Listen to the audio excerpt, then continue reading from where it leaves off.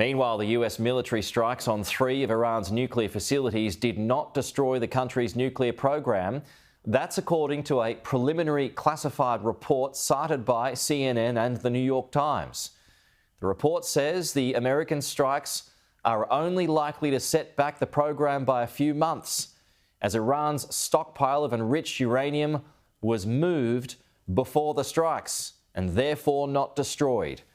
The findings oppose US President Donald Trump's repeated claims that the strikes completely and totally obliterated Iran's nuclear facilities. The White House press secretary Karoline Leavitt was revved up this morning, saying in a statement this alleged assessment is flat out wrong and was classified as top secret, but was still leaked to CNN by an anonymous, low-level loser in the intelligence community. The leaking of this alleged assessment is a clear attempt to demean President Trump and discredit the fighter pilots who conducted a perfectly executed mission to obliterate Iran's nuclear program.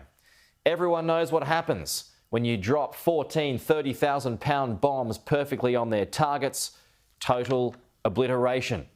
Well, joining us live from the Netherlands this morning, CNN's reporter Kristen Holmes. Before we get to the NATO summit, Kristen, just want to ask you about that CNN report, if you can elaborate on what you know about it and its potential accuracy.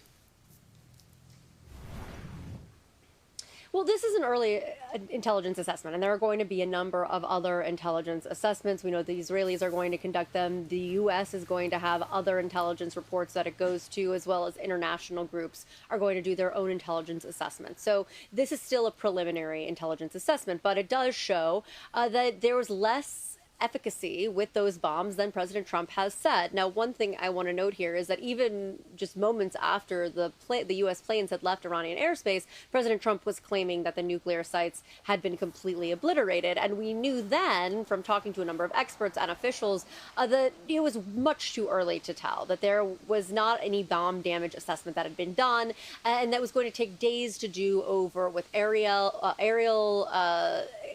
intelligence as well as intelligence on the ground, that this is a multi-step process. But President Trump has continued to hammer that home. Now, this intelligence assessment came from the Department of Intelligence Agency, the Defense Intelligence Agency, DIA, and that is an arm of the Pentagon. You can tell there from Karoline Leavitt's reaction that they are very unhappy that this leaked. They do verify its existence, but they say that it is flat out wrong. And of course, part of the reason that they are going to say it's flat out wrong is that it goes against what President Trump and the Secretary of Defense, Pete Hegseth, have said.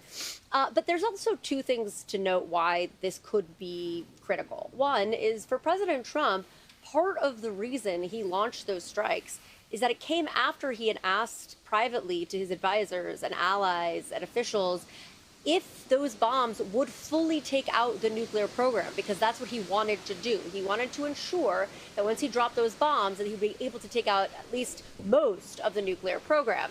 So that's partially why you see some of this reaction. But the other part of this is, what does this mean for a potential Iranian nuclear deal?